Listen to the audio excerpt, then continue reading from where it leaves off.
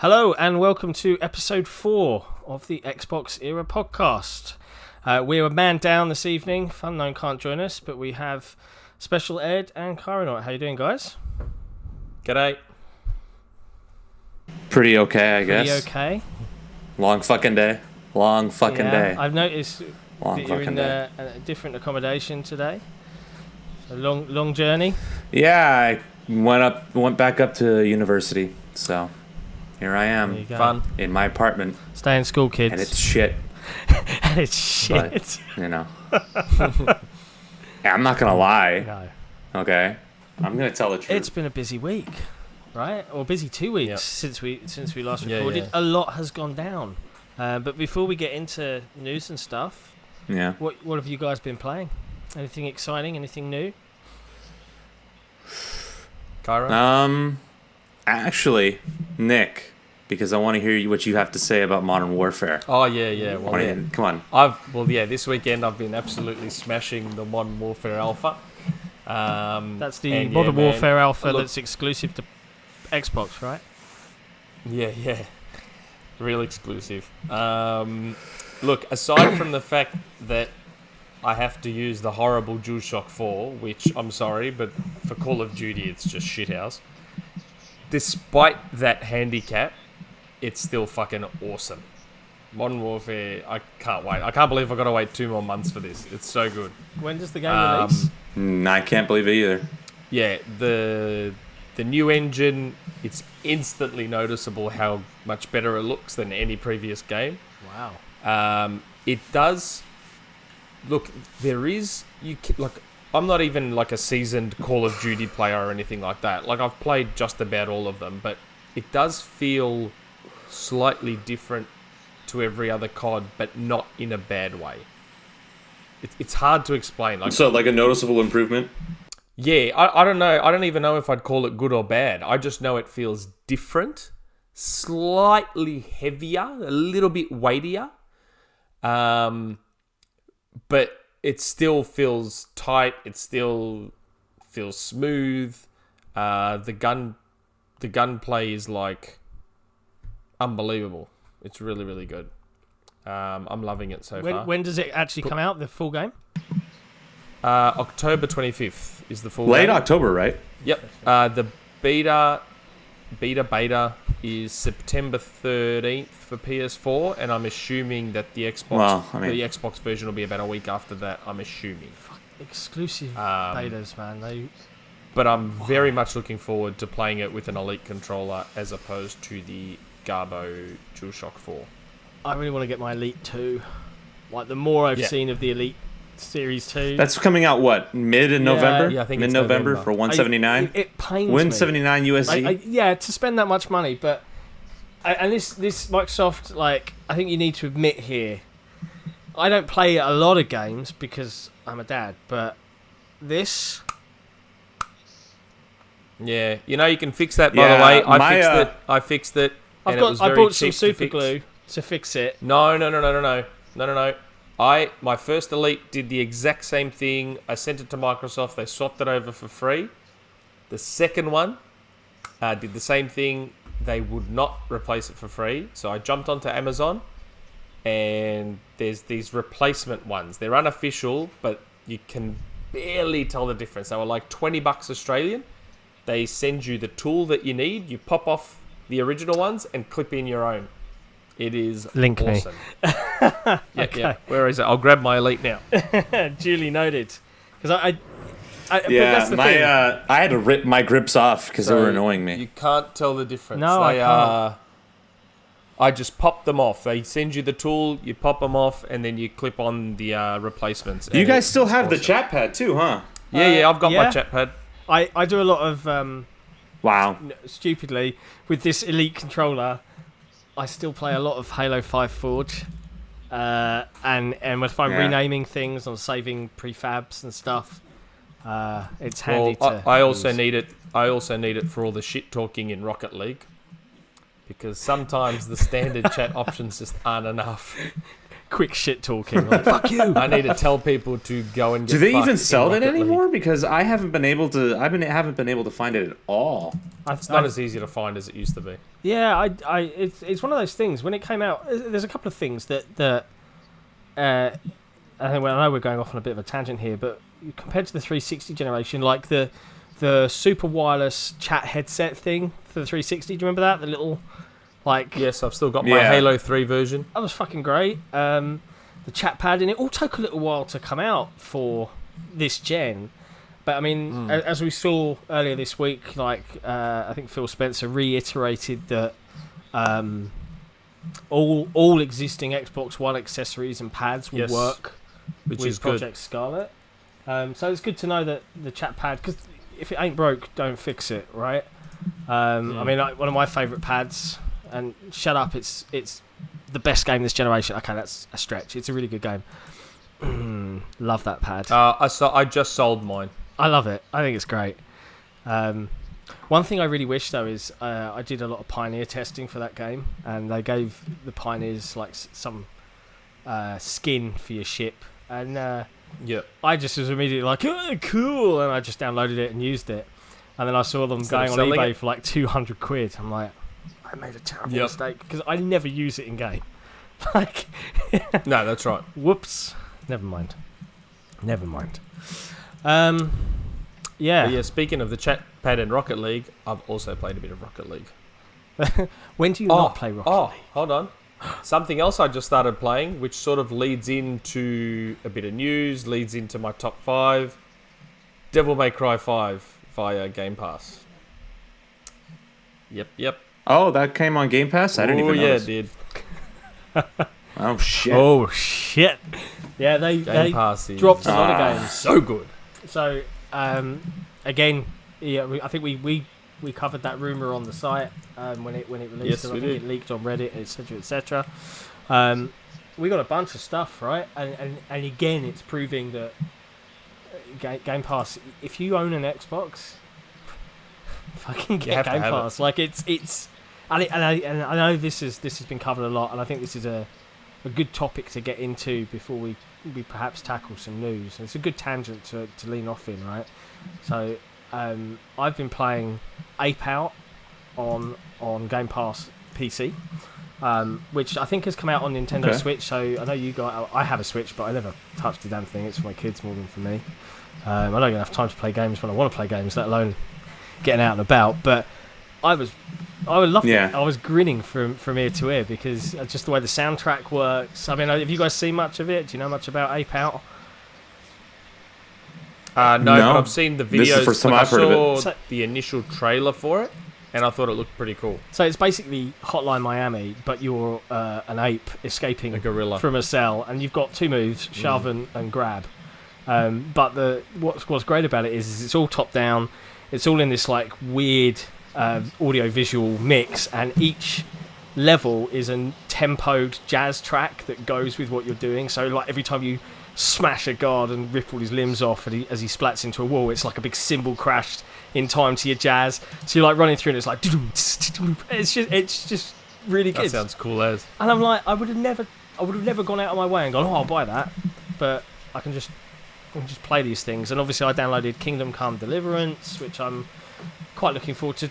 It's not my kind of game, it's too big, but I really want to see it. Hoping it supports super ultra wide for my monitor.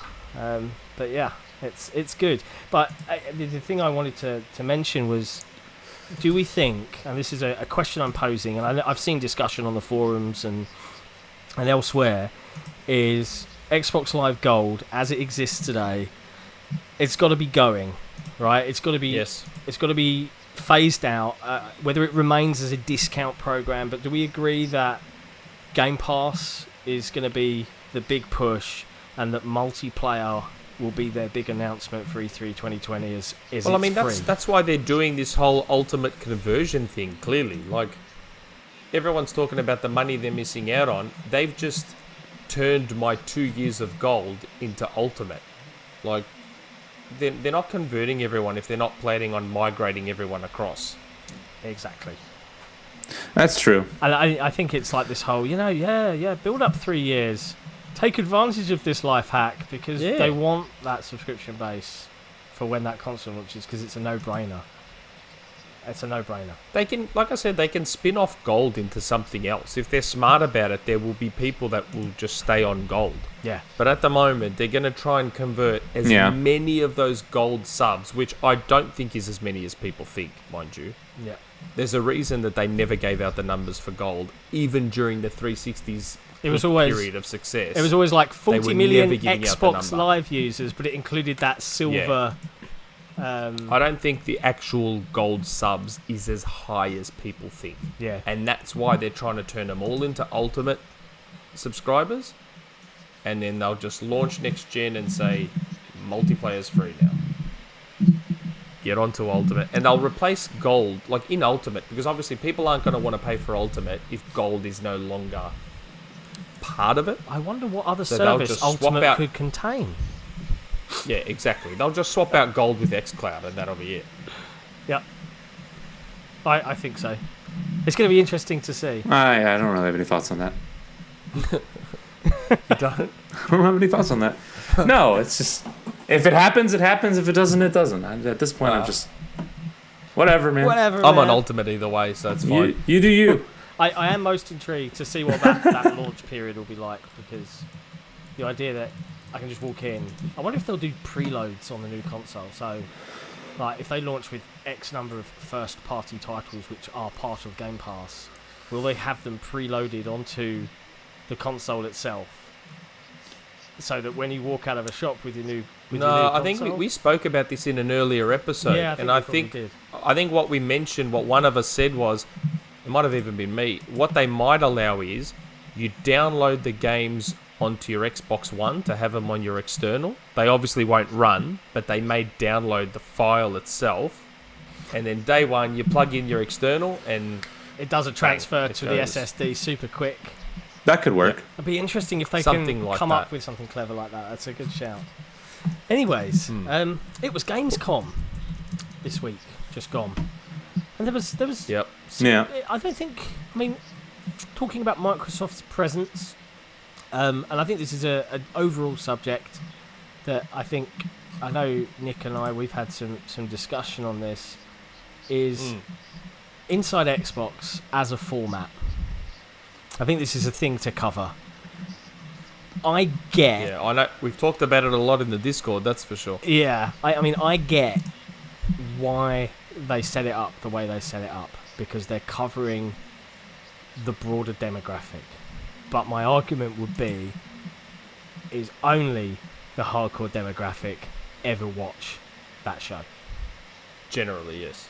And by making it this drawn out, cheesy, super kinetic presenters, I mean, my gut says I don't care about any of this fluff. Give me the bullet points in a 20-minute Nintendo-style Direct so I can be pleased. Like, I mean, I'd rather they try something different because we already have the bullet point Nintendo-style Direct from Nintendo Directs. Do we really need Xbox to do the same goddamn thing? Yeah. I don't think so. I think Inside Xbox isn't necessarily filling that same role. Isn't it though? No. Because the point of it, there's two things. One, is it... No, because like the thing with Inside Xbox is the comparisons to Nintendo Direct begin and end with game announcements. And both of them have it to a certain degree, obviously more in favor of Nintendo's, but the Directs are all about game announcements. Inside Xbox is more about what's happening at Xbox. It is, but it's also a big and there's a subtle difference right? there. It's a big advertisement for the services, the accessories. Like it's at its best when they have when it's shorter. It's at its best when they go announcement, deep dive with the developers into some of the aspects. And I think some of the ways that they show off games, like I think one of the games that came out of Gamescom that I caught a couple of videos on, one was Greedfall. Do you guys see the video for that? It's like an RPG, kind of pirates but you're not pirates. I heard about it, but I didn't see it. It's not my sort of game, right? I mean, it looks great. It's one of those games that's going to be just too big and too long-winded for me to dive into. But the way that they did, whoever the developers are, whoever the publisher is, and I can't remember, I think it might be Focus Home Interactive. I'm not sure. Don't quote me on that. But they did a 8-minute video of here's Greedfall, here's the stuff you can do in it, here's some of the abilities, here's how we build your character, here's how you interact with the world, here's some examples of missions you can go on. And it was short, it was sweet, it didn't outstay its welcome, and it got people going, this looks like a pretty cool game. There was no CG bullshit, there was no like a developer talking about what you could do. It was just straight up. It had a voiceover over their 8-10 minute trailer. All the things you can do in this. It leads to this. It's got emergent this. And it was a really good way of showing the game. And it's something that I wish Microsoft would do more of. Not just for their own games, but for any game that they are doing marketing for. Show people what the game actually is. Rather than short, down with the kids music. Well, I know whenever we've had this discussion in the Discord, one thing most of us always agreed on, but what's made it tricky now is, like, for example, backwards compatibility is done now, obviously, for Xbox One. Yeah. But what we had said in the past is put the things in there that people generally will care about. So if they saved all the backwards compatibility announcements, all the Game Pass announcements, save it all for Inside Xbox each month, and say, here's everything that's coming to backwards compatibility, here's everything that's being X-enhanced, here's everything that's coming to Game Pass, oh look, here's this new limited edition controller we're doing. Just like stick to the stuff that we actually give a shit about. Like we don't care about a lot of the stuff that's in there. It doesn't need to go for an hour. I reckon you can make it a short, sharp, punchy half an hour 45. Yeah. And you're golden. Like I don't know. I mean, in your opinion, and this is a good question, and I know, Nick, we've had some discussion on this. Do you think Microsoft gets, even after all these years in the industry, do you think that the leadership team, so Phil Spencer and his team, do you think they get hardcore gamers, whoever they are? No. Still? No. They never really have. I don't think so anyway. I mean, they're gamers themselves, which is great. Like that's clear. Everyone knows that. Like Phil smashes games. Destiny 2. Yeah. Mike plays Destiny 2 and plays a whole bunch of other stuff. Plays a lot on his PC. He streams a lot as well, doesn't he? Yeah. Yeah, but I just think as far as understanding what it is that we want to hear, want to see at shows or whatever it is, I don't think they get it. It just feels and I've always said, Sony has always been great at cultivating that fan base and getting that reaction. Stoking that fanboy mentality. Yeah, that's right. Look, good or bad, they're good at it. Like, they've mastered it over the years. And like their E3 of Dreams, right?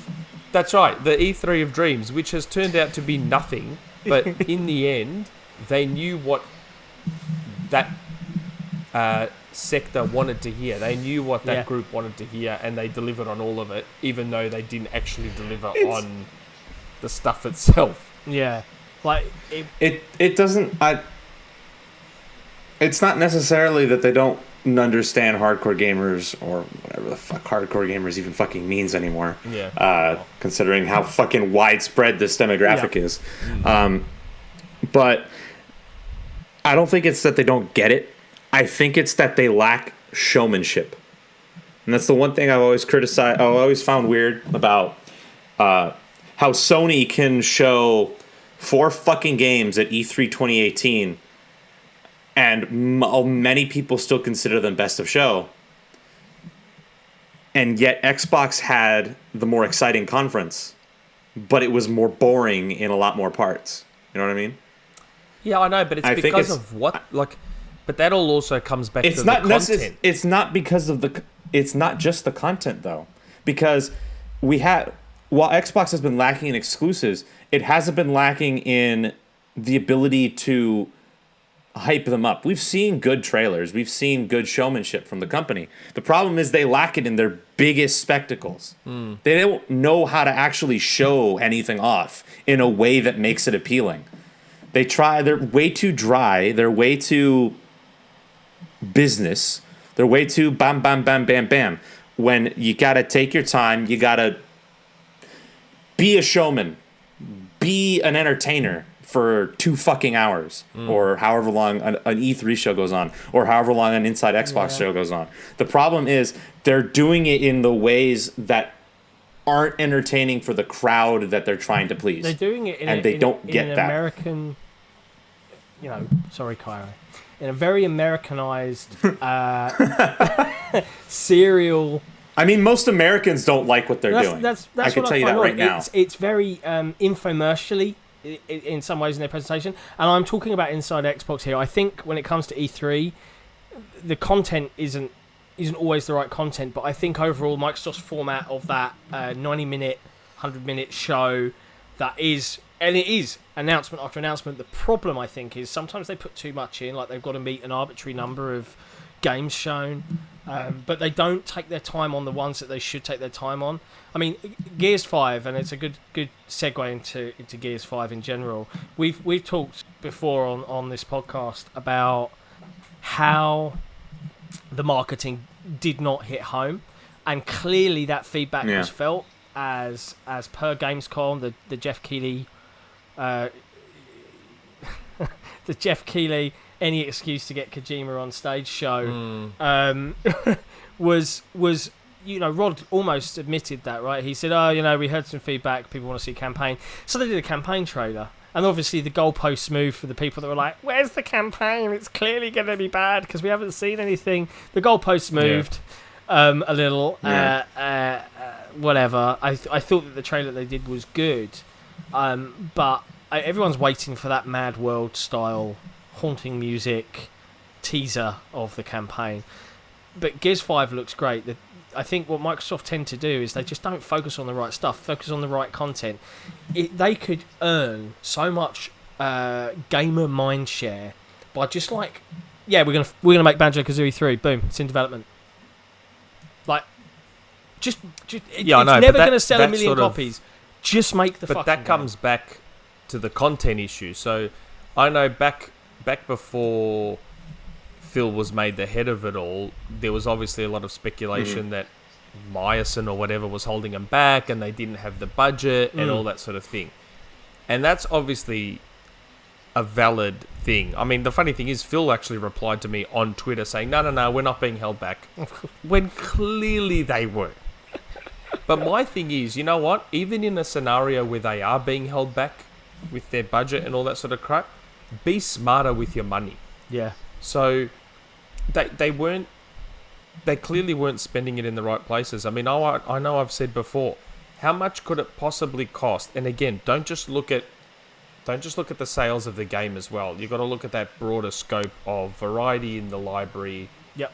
Getting people on board. So how much could it have possibly cost versus trying to develop a first party title to go to Capcom, let's say, and go, you know what? You guys aren't doing anything with Power Stone. How much is it going to cost to make a new Power Stone game? Yeah. Exclusive you know what? for us. Don't get me wrong, because I know what you're going to say, Cairo.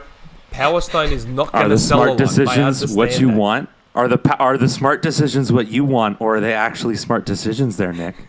But we're talking about the hardcore gamer now. We're not talking about, I know Power Stone. No, we're talking about the hardcore Sega gamer or the hardcore Capcom gamer. And we are the hardest of the core. Gamer. Doesn't matter. They by having it on their platform, they generate that, oh shit, I'm going to need to get myself an Xbox, for the ones that really want to see that kind of franchise come back. Same for Banjo-Kazooie.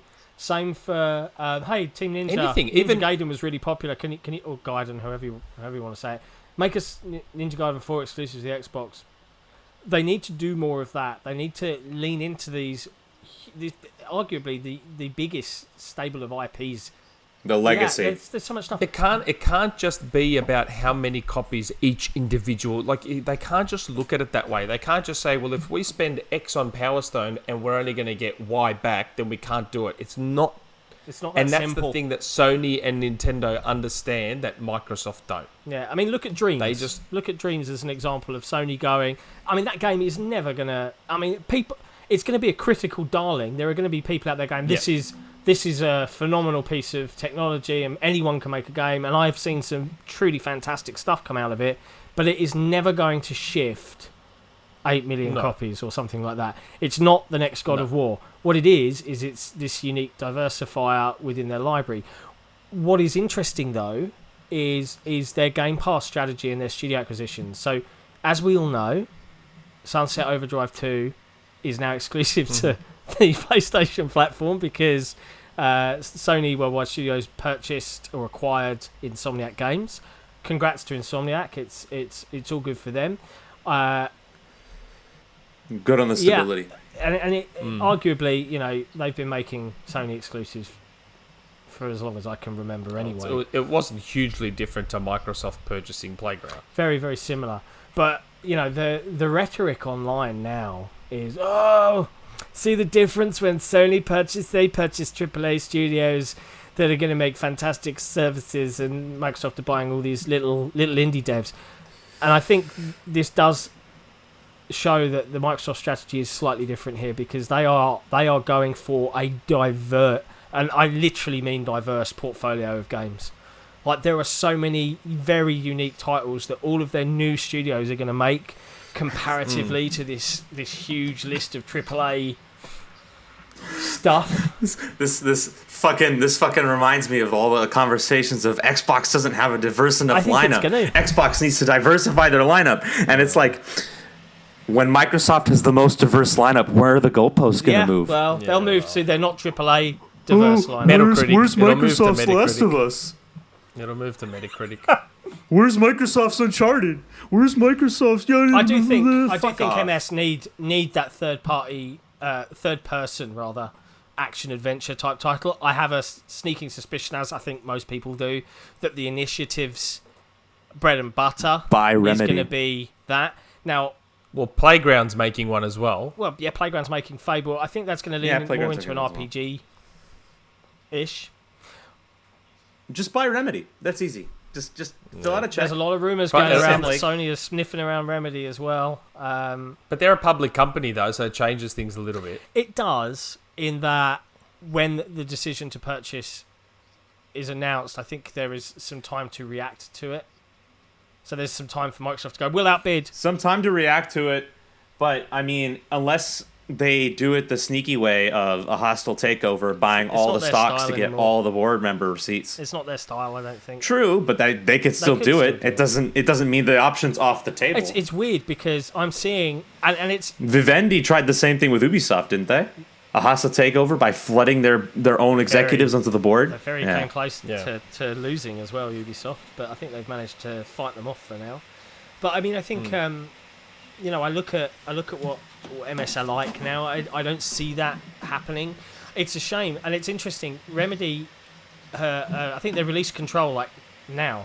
I think it's out now, right? It released this weekend or Tuesday coming. It's coming out this Tuesday. I'm sure it's soon. It's very soon. Because I've seen people are already playing it. Copies are in the wild. What's interesting about that is it does. It's been a short turnaround comparatively to how Remedy have worked on projects before. So clearly they're like, oh shit, we haven't got Microsoft funding us anymore. We need to get our ducks in a row. They've had some stake put in from other. I think, is it Tencent or NetEase? I can't remember. I know one of the firms that develops Crossfire. Has funded Remedy's projects to a degree, but Sony have got the marketing for Control. Now, Control Boom is a third-person shooter, and suddenly the bubble around what that game is and what its potential is has changed. If it was a Microsoft exclusive, I don't feel that I would have been seeing so much chatter about that game compared to now, because especially with the acquisition rumors, I'm seeing a lot of rhetoric from that camp going, yeah, this is great, Remedy would be a great fit. And it's like, yeah, I guess it would be if that's all the games they're going to make.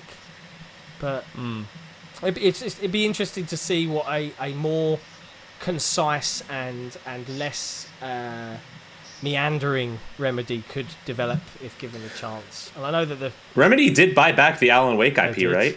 That was recent. Well, I don't think they bought it back. I think Microsoft just said, "Yeah, we're not going to rebid for it. It falls back to you." Yeah, they just got the publishing rights back. Yeah. They never said they bought it. I don't think there was any money that changed hands. Might have just reverted. But I mean, and it's that kind of thing when I think about that still, hardcore... Microsoft just buy Remedy. Yeah, they should. I don't think they will. I don't think they will either. I don't think they will. But they should just. A lot of people talk about IO just bite the bullet as an acquisition as well. The Hitman devs. I don't see that happening. I mean, I know a lot of people talk about it. I see another small indie dev. I don't see it. Okay, I know. Like every time it comes up in the Discord channel with Mailer, Thomas Mailer. Yeah, Moon. Yep. Moon Studios guy. Yeah, it comes up like Moon is not going to sell to Microsoft. Moon's not going to sell to Microsoft. But I mean, have they written a big enough check yet? I don't know. That's what it is. Everyone has their price. I mean, look, Ted Price. Insomniac wanted to stay independent as well. Exactly. He was like, no, we're really stable. And they had a really good work pipeline.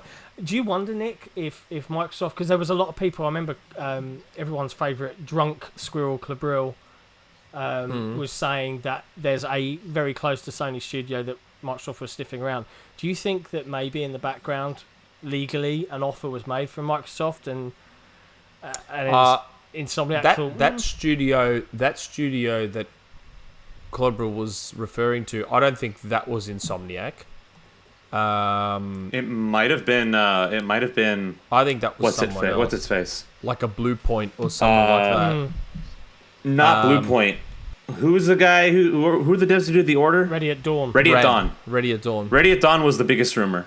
Yeah, I reckon it was one of I them. think that one has But some in terms of potential. Insomniac, I reckon 100% Microsoft made an offer, like a big offer.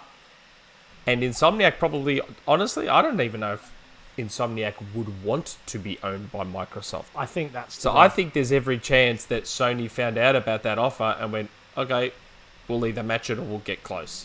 And Insomniac's like, even if we take a little bit less money, we'll rather be with Sony. And I think if that is the case, the rhetoric there would have been, think of the fallout from that hardcore community. Yeah, you've betrayed the fans, and so on.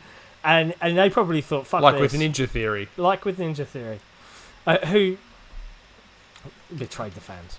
Wasn't Ninja Theory like legacy wise more of an Xbox studio anyway? Because more of their IPs are associated with Xbox. No, They Kung did Fu Kung Fu Chaos, Chaos. They did Kung Fu Chaos on original Xbox, but then they did Heavenly Sword on PS3, which wasn't a bad game. No, that's right, yeah. Then they did Hellblade Enslaved, which was multiplat. Enslaved was brilliant. I loved it. Then they did DMC. Oh, actually, now that I think about it, they'd only really done one exclusive on both, on Xbox and PlayStation. Yeah. Yeah. Yet they were always seen I don't know. as a I just Sony figured like second party almost. Isn't that funny? Yeah, I think Heavenly Sword got a lot of marketing in the early PS3 days. Yeah. it's probably because they're close ties with like the Japanese like devs in that regard, especially with like what DMC being really close with the producer of the series, right? Remember right? Yeah, I think they probably had some of that conversation. So maybe it was just lent in that direction, but I don't think it was a betrayal. But Insomniac being purchased by Microsoft would have been, the salt would have been. I would have been able to like. Obsidian in Exile being purchased by Microsoft was a very big betrayal on the PC community. Yeah. That's what I heard in a lot of the PC forums. I was about to say, you're PC gonna kill Obsidian. We found out a lot about the PC community in the last 6 months. I have to admit though, the rhetoric online for the PC version of Game Pass has changed quite a lot. Like the app is pretty good. It's bare bones, but it works. And it's still missing a lot of features. Yeah, and the games that come out, they're okay, cool, extra games for me. So one other game I actually dived in and played earlier this week, and I think it's flopped, and it's one of those titles I expect to see on Game Pass sooner or later, was Generation Zero from Avalanche, which was the in Sweden co-op survival game against terrifying giant robots. And I went in blind. It's free to play for Xbox Live Gold members this weekend, and I downloaded it. I jumped in with a buddy of mine, And I was impressed with the AI of the robots. I was impressed with the visuals. I was impressed with how slick it felt on the Xbox One X. It looked great. It played well. And we had some genuine, like, walking through the woods, these robots were like, and then they started, like, galloping at you. They're like bipedal dogs and shit, and you had limited ammo, and they all come flooding in. You hold up in a house. It was pretty cool. Now, I think... Sounds okay. They're missing a trick by it not being like PvPvE, because it's literally 4-player co-op and that's it. And you just have a minimal story and then that's the end. And it's like, well, why build this open world Sweden? But, for something I tried for free, I was moderately enjoyed my experience. It's not saying I'll drop money on, so maybe if it comes to Game Pass, we'll see. Yeah. Gears 5 at Gamescom. Did you guys enjoy that trailer? It was okay. I tuned out of Gamescom because I watched like the first 10 minutes and I'm like, oh my god, this is boring. Inside Xbox. I'm done. I have other things to do today. It was okay. I quite enjoyed the Gears 5 trailer. The deep dive into Horde I thought looked really good, and whilst I the worst thing about the trailer reveal was the amount of people online saying 9 Inch Nails was shit. What the fuck are they smoking? That's a classic track. All right, you're wrong. But it looks like a really good campaign. I did see some hilarious moments of talking about downgrades in visuals, which hasn't happened. All right, there isn't a downgrade. Artistic choices made, perhaps, but visually looks damn good. Can't wait. And it's got 32:9 ultra wide support from the PC version, so I'm going to enjoy playing that in super wide fisheye lens mode.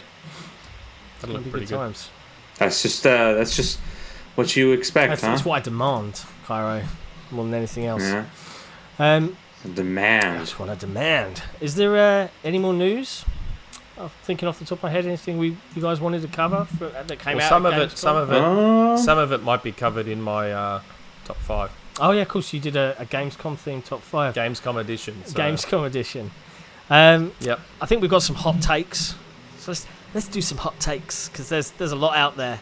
Yeah. And I think Proven from the XboxEra team on the website, he was pasting some hot takes in our Discord chat to share, and I think I'm gonna pick some. Oh, sorry, I knocked my microphone there. That's gonna make an annoying clicky sound. Here's a good one. This was reference to the Insomniac acquisition from Sony. Here's a good hot take. What a great developer to have under your umbrella. You could probably compete with Xbox first-party exclusive output for the entire generation with just Insomniac's output. Okay. Okay. Sure. Sure, I guess. There's quite a few. I mean, do they make like 17 games a year or something? No, they make one every 2 or 3. I think they've got the VR team that does stuff for Oculus, which is a shame for anyone in VR. I don't think Insomniac are going to continue that unless you've got a PlayStation VR headset. This is fun. Well, they do want to put more games on PC. Yeah, I did see Sony admit that they wanted to publish, and I think they've already published a multiplayer title. That ready set something that ready, I don't know. Something. It started with ready or something. It just dawned on me. Ori on Switch, we didn't talk about at all, but that's happening. That also overlaps into that is my happening. top 5. Oh, yep. What's another good one? This is, again, referencing the Insomniac purchase. I know this sounds wrong, and it's going to trigger some people, but this much is true. With one single stroke, Sony's undone all the work and hype that MS has built with all of these, and some of them are meaningless studio acquisitions. Writing was on the wall after Spider-Man became such a blockbuster, and now they have another million seller and, more importantly, another system seller. Jim Ryan this, Shaw Layden that, but at the end of the day, what the fuck do we know, Reset Era? Oh boy! You know, the funny thing is, when that announcement was made, there were people in that thread that were like, "Didn't Sony own them already?" Yeah, like, isn't this not news? Don't get me wrong, like they're an unbelievable studio, but most people were under the impression they were already owned. Yeah. Like, they've been making 90% Sony exclusives all this time anyway. Yeah. That will just continue on. They'll continue making awesome games on PlayStation like they always have. I still don't understand how it's like it undoes all the work. You do realize like Microsoft's acquired studios handle way more of a variety of genres than Insomniac has ever done, right? Insomniac does action platform 3D games, and they do them very well. Yeah.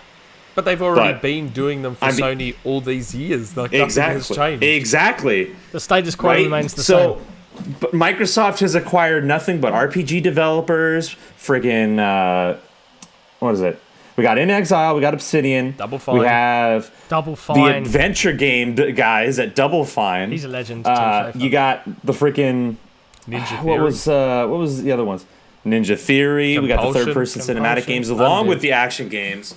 We got the story-driven narrative games in Compulsion. We got pretty much. We've got a lot of genres covered. I don't know. One fucking Insomniac acquisition. Suddenly, all this doesn't matter. I mean, Insomniac has only ever really made one style of game. Yeah, well, I don't know. They've done Resistance: Fall of Man, which is an FPS. They've done Ratchet and Clank platformer, and then they've done Spider-Man. Those are the heavy hitters. Resistance never did as well as Insomniac also did. Insomniac also did that one that GameStop published. That little Metroidvania in the submarine. Man, I'm blanking on the name. I am also blanking on the name. I know the game you mean. I'm blanking on it. That little Metroidvania that they made.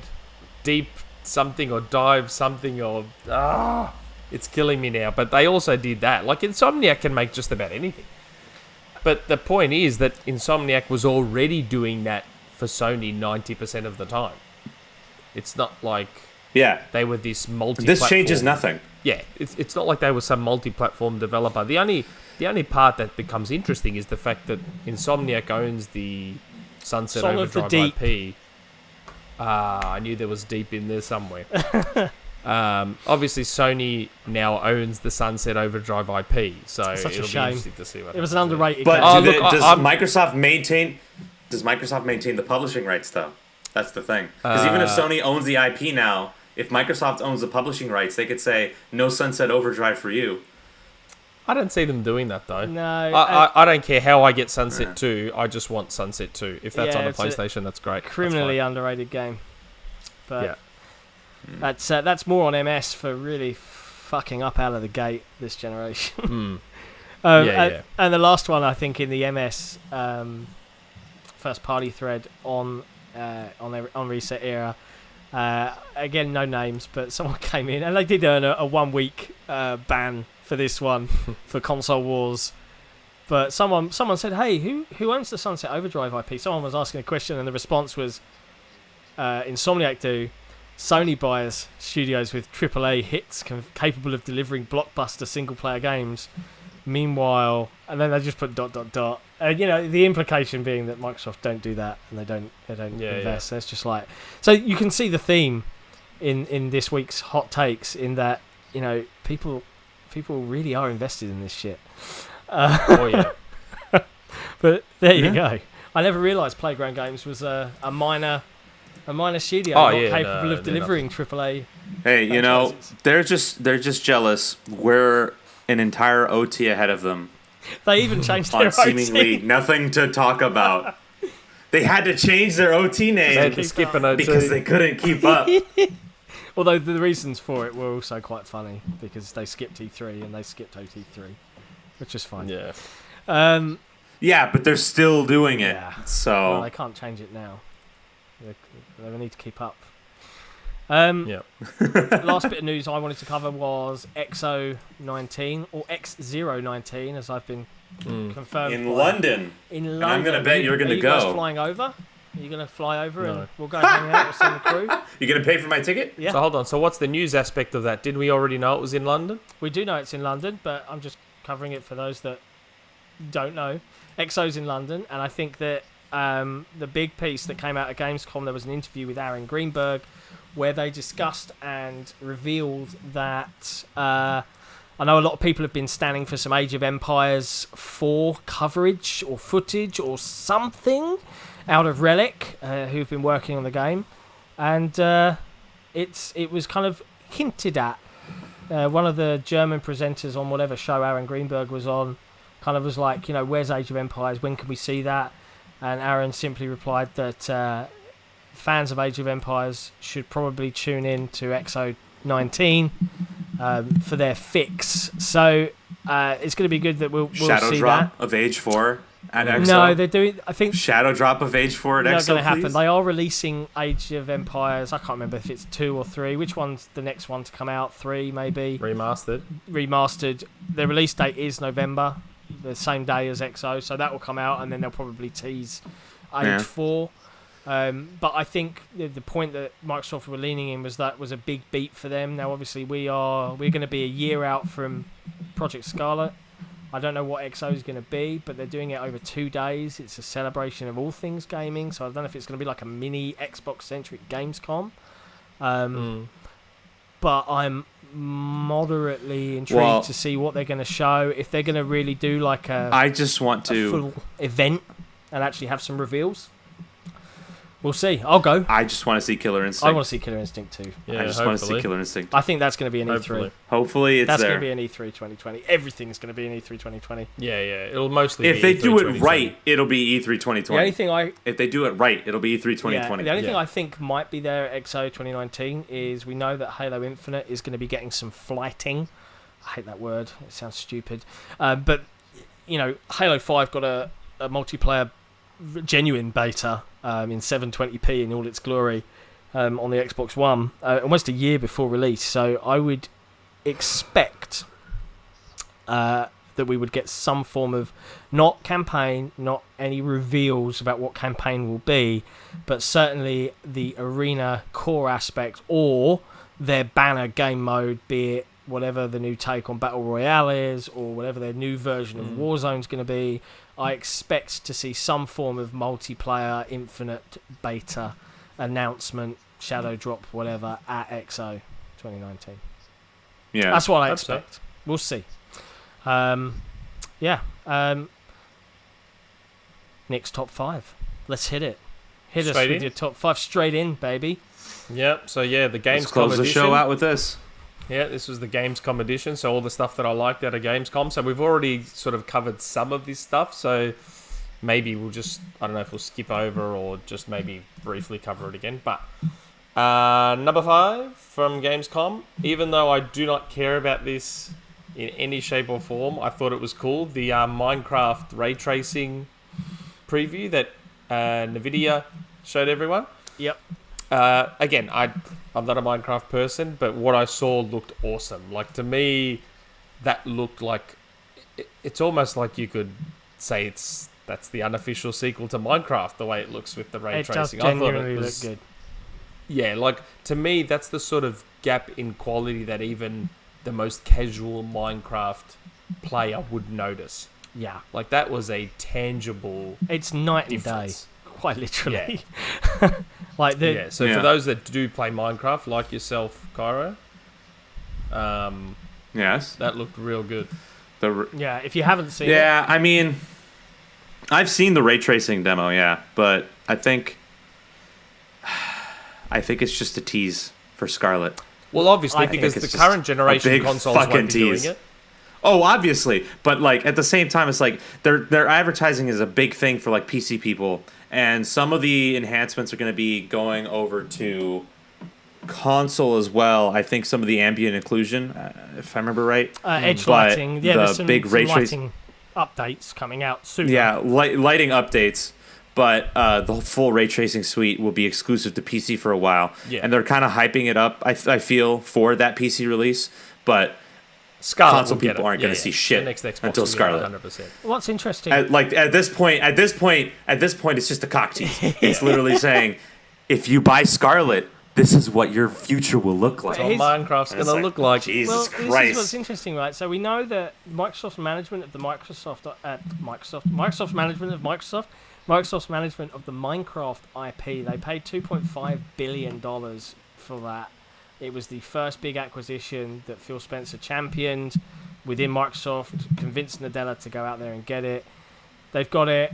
It's been consistently a top-selling game across all platforms for ages. It's one of the most sold games of all time and continues to be that. But they did their super-duper graphics announcement back in 2017. They've cancelled that earlier this month, like about a week before Gamescom. They said, we're not doing that. And then obviously they dropped this RTX Raytracing demo. What I'm wondering is, we know that the PlayStation version of the game refused to embrace the Better Together update that allows for cross-play between mobile, Switch, PC, Xbox. Are we now going to see that gap widen for Minecraft, where, much like Sony will accept a Uplay login, will accept a Square Enix login, will accept an EA login, won't accept an Xbox login because it says the words Xbox Live on their platform. Fine, it's their call. Won't accept it. Microsoft account. It is, but it also says Xbox Live. But because they won't accept it, are we now going to see that version of Minecraft be left behind and not take advantage of any of these? I think yes. I think that's a way of Microsoft saying it's our IP, we're going to take care of it. If you don't want to play ball, it's fine. We'll still release on your platform, but without any bells and whistles. I think what will probably happen at some point at all. Yeah, that's what I'm thinking. Like, it probably won't even get updated to the PS5. It'll just be the PS4 version indefinitely. Anyway. Yeah, they'll just play the PS4 version on PS5. Go play that. Be interesting. That's what they'll say. Yeah, but the thing is, I think that their new release of because the whole ray tracing shit's going to be on a new engine. Yeah. So I think they announced it as the evolution of Bedrock. What was it? What but the problem I see is that wasn't the name something Render Dragon is the lighting update. Render Dragon. Yeah. So I think the big issue I'm seeing is that Minecraft Bedrock needs to be updated to start including the platforms that got neglected when they moved from Java on Windows 10 over to the Windows 10 version. Mac and Linux both need Bedrock because they're still available. Like, the Java version is still available for both of them, but not Bedrock. And that whole platform parity thing, they need it for the Mac and Linux users. Like, they're not big, obviously. They're not as big as mobile or PC. But they're there. But they're there, and those versions exist, and they never got Bedrock. I think that's a big hole. I think they, on a Minecraft-related topic, they did announce that the beta registration for Android users, because it's been out available to register for iOS for a while, for Minecraft Earth. And I think if Microsoft managed that release and that game is as good as the advertisements make it out to be for mobile users, we're already seeing a resurgence. Minecraft is getting a bit of a streamer resurgence because of all the new updates that the game has continually received. Yeah. If Minecraft Earth hits and causes as big of a splash as Pokemon Go did, or Let's Go, whatever it's called, I can't remember. The mobile one, not the Pokemon Go. Pokemon Go. They could be in to make some serious dollars. Good for them, I guess. But it's going to be interesting to see what happens to Minecraft as we enter that next generation. But definitely the RTX stuff, it's going to look good on Scarlet. Yeah. Yep. And I think the Mac OS hole at least will be filled once Catalina comes out, because they're introducing that whole convert your iPad app to Mac OS kit. So they might, if Bedrock comes from Mac OS Catalina, it might just be a port of the iPad version. Yeah. So who knows? The eye with a sharp stick. I did see an interesting, just on the subject of Minecraft, I did see an interesting voxel-based destruction demo, a single Swedish developer, and apologies, I can't remember his name, but he released a demo of voxel-based destruction where every object physically interacted, and one of the coolest parts of the demo, I'll have to link it out, was he set a fire in a house, and the house was filling up with volumetric voxel-based smoke, and when he blew the side of the house out, the smoke reacted in a physically appropriate way and started streaming through the holes in the side of the house. It looked amazing. And you've got to think, and it was much smaller blocks because that's effectively what it is, than Minecraft is. And you've got to wonder, like, is a Minecraft 2 ever going to happen? I don't think so, personally. But if it did, and it went to that finite amount of detail, it'd be pretty interesting to see. But I think a sequel to Minecraft is kind of like overblown at this point. They literally have changed. Minecraft itself has changed so much in the years it's been out that a sequel to a game like this doesn't even make sense. Just keep updating the game. You can make the game much better than it is. They've done it before. They've given Minecraft a fucking brand new engine, and they're doing it again. Yeah, that's right. You know? So it's like, at this point, no one cares about a sequel. Just keep fucking making Minecraft awesome. Minecraft Dungeons does look fucking cool, though, and I actually want to play it. Oh, yeah. Like, spin-offs are great.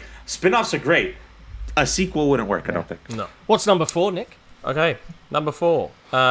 We mentioned it very, very briefly earlier. Worst kept secret of probably the last 12 months. Ori and the Blind Forest is coming to Nintendo Switch. It is. Which is awesome. I've always said Microsoft has a unique opportunity to turn the Switch into a portable Xbox, and this is how they do it. Get all these games, the Cupheads, the Oris. I wouldn't be surprised if the Switch can run Sea of Thieves. Yeah. Just get all these games on there. Like it, I hope they can update both Cuphead and Ori with Xbox Live integration so that our saves come across. Be pretty cool. But Ori's an absolute modern classic. It's just an unbelievable game. It is. And it's a great fit for Switch. Like, it'd be so good to be able to take that on the go. Yeah. I love the game. I've replayed it multiple times. I don't think the save thing would actually work on Switch though, because Nintendo's got their own cloud save service. So if you use Xbox Live to circumvent that, they're not going to be too happy. I don't know. It's got it works for Minecraft. You log in and your realms are available to you. That's right. The realms, yeah, because realms are external servers. They're not saves. Well, it's the same. Like I can't in Minecraft on Switch. It'd be based in off the Minecraft same thing. on Switch. No, but the thing is, Minecraft, it wouldn't be based on the same thing because it's a save, not a server. A server is different. It's not a save. Like, the thing is, Minecraft on Switch doesn't support cross-save with any Xbox Live platform, despite being Xbox Live enabled. You can create a private world on Xbox and a private world on Switch, but you will never be able to take your Xbox private world over to the Switch version of the game because there is no cross-save.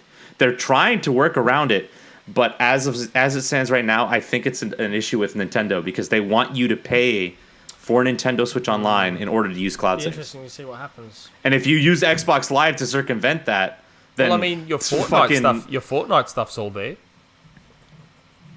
I think that would be a bit different considering it's all synced up to Epic servers. Like, that would there be the are same no local saves. There would be no local saves though. That's the thing. Yeah, I don't know.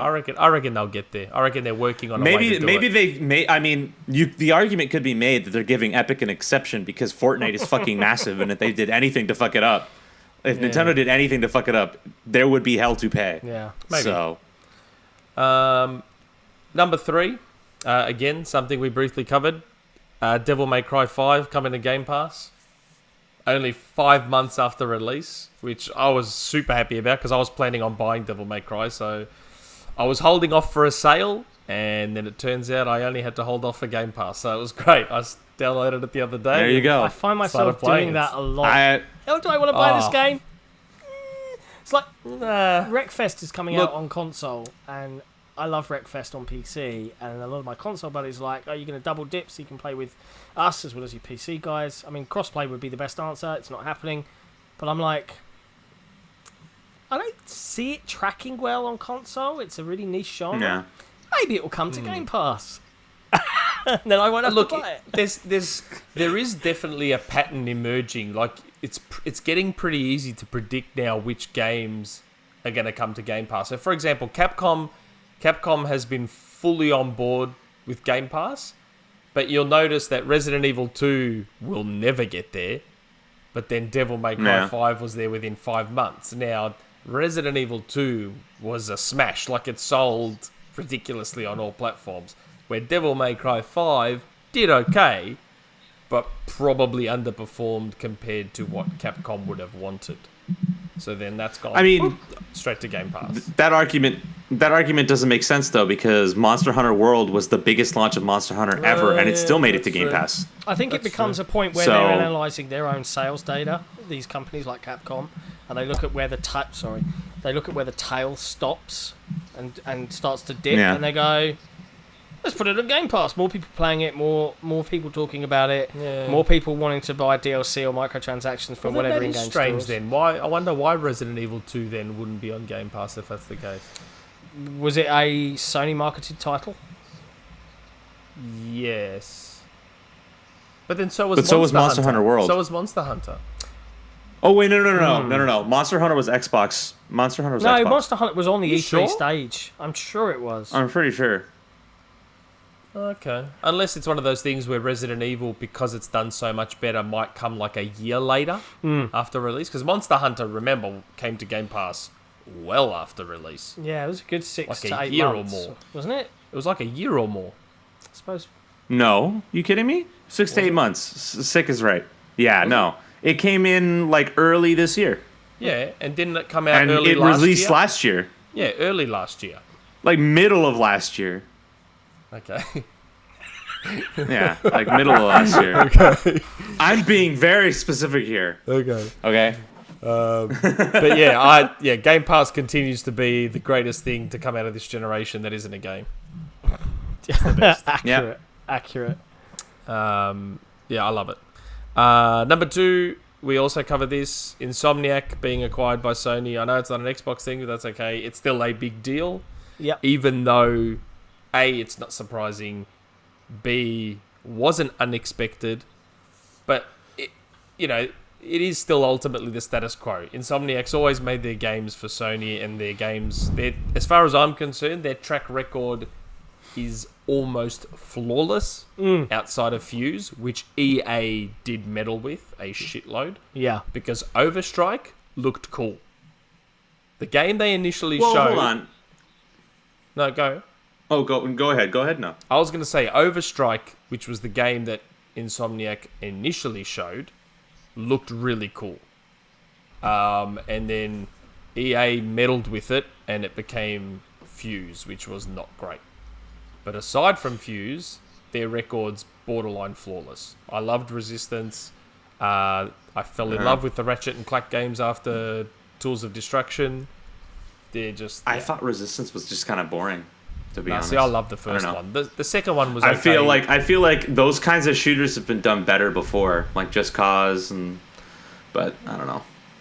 I love all their games. I think it was just me. I have particularly fallen in love with the Ratchet and Clank games, and I'd love for Microsoft to bring back Jet Force Gemini as a Ratchet and Clank clone. I think that would fit. Didn't Phil say he hates Jet Force Gemini? I'm sure he said something along those lines. Yeah, but Phil loves Voodoo Vince, so... whatever. I secretly love Voodoo Vince quite a bit. But, that was a big deal. And I love their games, so it's good that Sony said they're going to keep making Ratchet and Clank now, which is great, because I love those games. We're obviously going to get... or are we obviously going to get Spider-Man 2? We don't know. We probably will. But yeah. I think this is a good thing, because we did talk about the acquisition quite a lot. Let's touch on Spider-Man. So that was another big... it wasn't Gamescom related, but there's been a snafu between Disney and Sony on that Spider-Man IP. And I know a lot of people are like, well, they're clearly going to still make Spider-Man 2 the game. I'm not so sure. Disney's a very petty company. Disney a very petty company. If they don't get their way, they will strangle an IP, even an IP as valuable as Spider-Man. And arguably, Disney is genuinely the villain in this. I don't think Sony's ask was unreasonable. To keep the status quo in terms of whatever deal they'd agreed. I think it was like 5% on first ticket sales or something like that. But, Disney keep all the merchandising rights, the comic book rights, the video game rights. I just don't see, if they don't resolve that, if the film doesn't get resolved, I do not see the game side of things getting resolved. I just don't. I could be wrong. I'm not a lawyer. Disney threatening to pull it or doing something like that. So it'd be interesting. what happens, and I will watch and wait with bated breath. But yeah, bad times if you're a Spider-Man fan. I think be concerned, and I think the outcry is clear, and you'd hope sucks for Tom Holland. Yeah, Tom Holland massively. seems genuinely annoyed. He's a likable guy as well, and he's done some good things. Yeah. But hey, you're going to get your Uncharted movie with Tom Holland at least, right? With another new director. Yeah, with another. Saying that, I'm still waiting for the Halo blockbuster and the Gears of War movie. They'll never happen. Okay, number one. This one, number one might not be a lot of people's number one from Gamescom, but it was definitely mine, and most people will know why. It's Battletoads, as they can right? see from. Hold on, am I pointing right to the little? Where am I? There you go. No, other side. There you go. Other side. No, other side. The Cherry Hunter trailer for Streets of Rage 4. Yep, love that. That looked real good. And we also got platforms too. Up until now, we didn't really. I mean, we knew unofficially, everyone knew it was going to come to everything. But now we know you announced for sure it on the last podcast. You're like, of course it's going to come to Xbox One. Yeah, that's right. So it was always going to come to everything, but now we know for sure Xbox, PC, Switch, PS4. I'll probably get it for Switch and maybe double dip if the achievements are easy enough on Xbox. But yeah, for those of you that know the Streets of Rage series, Cherry is Adam's daughter and the niece of Skate, the little rollerblading dude from Streets of Rage 2. So her trailer looked really good. I like that Lizard Cube they've sort of really given her a point of difference in terms of her fighting style. Axel Blaze fight pretty standard the way they did in the older games. It's a very interchangeable style where she's very, very different. She's big on the jumping around. I see a lot of juggling potential because I know that Lizard Cube, the other guys that are helping them out, they've added the juggling into Streets of Rage 4, and I see a lot of juggle potential for her. A lot of cool special moves. Yeah, she looks great. Yeah, big fan. I sat down and I watched some footage of Streets of Rage. It looks like what I would imagine a modern version of that style of game would be. Like the art style's really clean and it looks fun. The enemies flashing before they disappear once they're on the ground. Like they've not shied away from what the game is. And I like the way they carried over something that they didn't show in the older trailers, but we've seen in Cherry's gameplay is they kept all the old style stage 1, all the old fonts, all the old basically all the HUD elements. Most of the HUD elements they just carried them over from Streets of Rage 2 by the looks of it. Yeah, it looks great. It's really good. I have to admit, I saw a bit of uproar because I know Battletoads got quite a lot of footage come out of Gamescom, and I have to represent Funknown in this. I'm not like standing for either of these games in any particular way. I am. They're like Castle Crashers to me. They're fun. Might be fun with friends every now and then. I'll play it if it comes to Game Pass. It's fine. But people were saying that the movement speed is too slow and all this sort of thing. So I watched the Battletoads footage and I was like, does look pretty slow. And then I watched the Street Rage footage and I was like, looks exactly the fucking same speed. I think it's just, unless you're playing the game, I don't think it translates well. But, side scrolling. Right. I'm hanging. I wish we'd get it. I wish we'd hurry up and get it release date already. When is it? Has it not been announced then? Release date. Don't know yet. Sad face. It'll come. Yep. It'll come. Yeah, can't wait. Yeah, it's going to be good. So one thing we didn't mention is that, and I'm hoping my post-processing editing of the podcast goes well, is we've obviously got a fancy new look.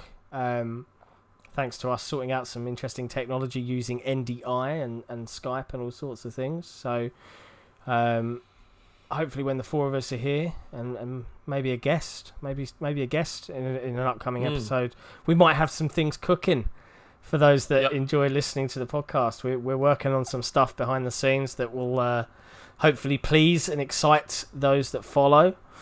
We hope you've enjoyed this episode. We've kept it a little bit shorter. We haven't meandered as much this week. We're just over an hour. So we'll close out and we'll bid you all a goodbye. Let us know in the comments if there's anything you think we should cover next or haven't covered and you want to hear more on. We wished Funknown was here, but he couldn't join us, which is a shame. And we will see you all next time. Goodbye, everybody. Toodaloo. See you later.